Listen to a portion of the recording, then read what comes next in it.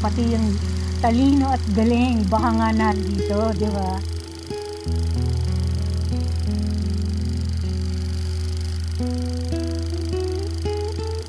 Nakikita naman natin yung respeto niya dun sa legacy ng tatay niya. Pero hindi yun yung pinili niyang estilo o paraan o daan.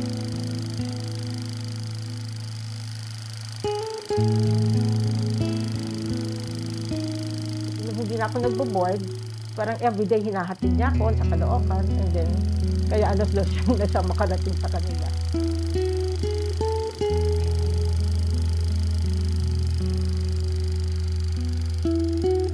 Parang teacher si Doy doon na ang paggawa ng pelikula ay hindi mahirap kung maikukwento ka at alam mo yung pag-istruktura ng pagkikwento sa pelikula.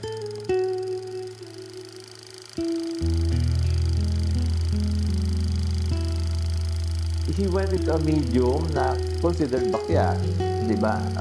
Pero nandun ang tao, di ba?